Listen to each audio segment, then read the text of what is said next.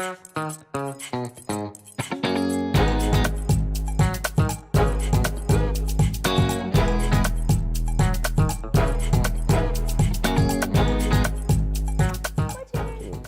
for a single woman who hasn't even, she's not in the home structure. She desires to be married. Yeah. And she's the corporate CEO, or she's climbing the corporate ladder. And I'm the independent woman. I try to go out with men, but they can't handle my strength. I try to date, but there's no one up to my standards. Now, for me, I believe that you can be powerful in your workplace. You can be the most immaculate woman, global, driving force, all of that great stuff. But there's a certain mannerism when you come home. Even if that man makes less money than you, the money does not determine if he's the head of the household. If he's working, if he's doing what he can to provide, I don't believe that that should be a factor. If you chose to be with this man, I don't think that that should be a factor in who's the head of the household. What do you think? Yeah, I get that question often. So there's I don't even know where the thought came from as far as finances equaling who makes up the head. If we want to take this back biblically, because that is my source for the way I view marriage. The head of the household was an appointed position, spiritual appointed position. And so there is no, oh, you make more, I make more. No, the husband is appointed as the head of the household. There's no discussion about that. Okay. And so whether he brings in 5 times less than she does, he is still the appointed head of the household. And that's what makes the household run. That exactly. Correctly. Exactly. Okay. Now, with that being said, I think where this has drawn a whole lot of debate and so much controversy is because there are a lot of men who look at that position as a dictatorship. Yes. Okay. Okay. And they have an incorrect viewpoint of what it means to be the head. Essentially, the definition of head of household means solely responsible. It sure does. Okay. And so it doesn't mean bossy. It doesn't mean do what I told you to do. It means that I am responsible for my home. Yes. Whatever good, bad, or ugly goes on in my house, if they ask who's responsible, my name should come up. It's accountability. It's accountability. Absolutely. Absolutely. So can we say that a part of the reason that women have assumed the position is because there's a lack of accountability, like real accountability? Absolutely. And that's a problem in our community. And so we have so many homes with missing fathers that the women for years now have had to assume the role of head, and now they think they are the head. Again, dysfunctional. Okay? A 2-headed human being is considered a monster. That's it. Period. So when it's time for her to meet someone, and he is the head, and he knows he's the head, and he knows he's appointed, like someone like you, there's a problem if she's not willing to give that up. Absolutely. And that's where the conflict comes in, because we can't, and I understand that marriage is a partnership. Yes.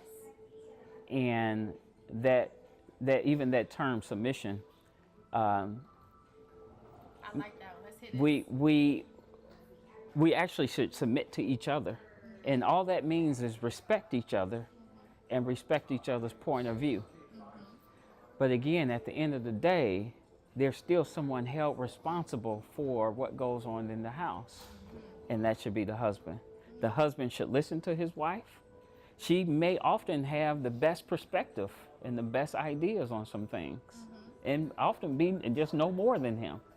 And he should respect that, right? And take her viewpoint.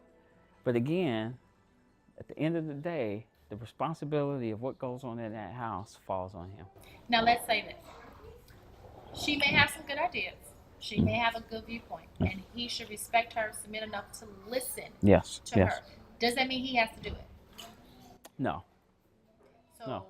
when she gets upset because he doesn't do it, is that the way to get it done? That is not the way. Response? Again, that's counterproductive. One thing that I find interesting is I hear a lot of women say they want a leader. They want a leader. But when that leader makes a decision that is opposite theirs, they don't want the person to lead anymore. There you go. Because they didn't get their way. They didn't get their way. So now they're being a kid. Exactly. Because that's what kids do. Kids throw tantrums when they don't get their way. Exactly. So having him at home as a leader is respecting his decision even if you don't like it. Exactly. If you trusted him enough to marry him, Trust him enough to marry him. and that he would make decisions Yes. with the family at heart, Yes. then even things and issues that you don't agree with, you have to trust that he's keeping the family at the top of the list Yes. in his decision making. I love that. I love that. And see, that is why I am so focused on showing men, like showcasing men and how men think. Because I have a lot of ladies that tell me, oh, ain't no good men out here no more. They don't exist. They do exist. They're single. Yeah. That's a fallacy. Yeah. They Yeah. do exist, Yeah. and they're single. Yeah. And part of the reason is they're single is because the way that a woman is presenting herself, basically. Absolutely. Because there is a Absolutely. presentation. There is a presentation. And if that presentation is not there, then Yeah. that gift doesn't get unwrapped. Absolutely. Absolutely. Because again, we're visual first. Well, visual first. Yeah. So I read something crazy. Yeah. And I'm actually going to get my little notes, make sure I get this right. Okay. So it said that men are aroused with visual stimuli. And if a man is not turned on by her, it generates less testosterone. And he needs that testosterone to be aggressive. And that aggression rather, to be able to succeed as a man. So eventually, that is a reason that helps. I mean, that is a reason that deters the relationship or deters his success. And they even said that it can cause erectile dysfunction. So I had that one for you because you're a doctor. So tell me, how true is something like that? Because we do know that men are visual first. Yes. But how important is it really? And mind you, this is not the visual that's bought, that, you know, you buy these, you buy that, and you're fake. Right. Like, is that really something that men desire? So I would say one of the biggest things that I think women can do leading up to marriage and even definitely after they get married is to keep themselves up physically. Okay, so a man, his initial sex drive starts with what he sees. Part two to that is the touch. Got it. Okay, but it starts with what he sees first. And yes, I believe, again, this is not something that has been confirmed as far as the testosterone levels, but I do know I've had a number of patients, male patients, come to my clinic. Everybody wants Viagra or Cialis, first of all. Everybody. Okay. No matter how old they are? Yeah. Wow. I've had 25-year-olds want Cialis. Wow. But even with that, a lot of these men come to my office wanting some type of male enhancement medication because they don't find their wives attractive. Wow. Okay. And they're wanting not to cheat. And they're saying, I need something so that I don't start straying. Wow. And for a lot of these men, I have compassion. Yeah.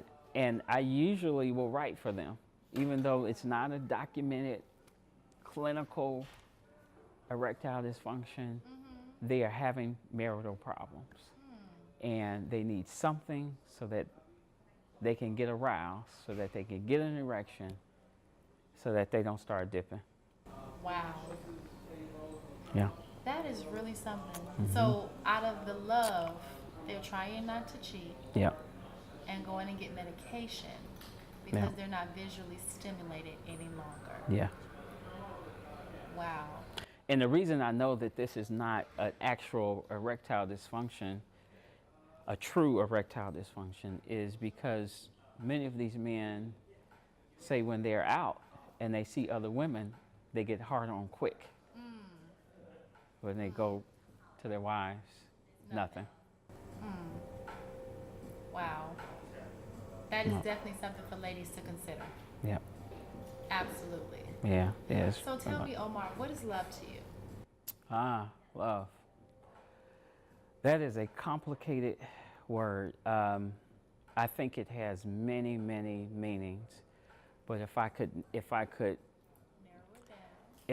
take just a second to narrow it down, this is probably the best way that I could say it. Love is caring enough and fill in the blank. Okay? Let me give you an example. Love is caring enough to commit. Love is caring enough to nurture. Love is caring enough to protect. Love is caring enough to forgive. Fill in the blank. I got that.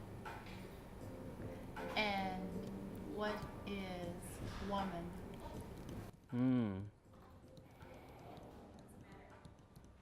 Now that's tricky. That's tricky. What is woman? To me. Yes. To me. Friend. Confidant. Nurturer.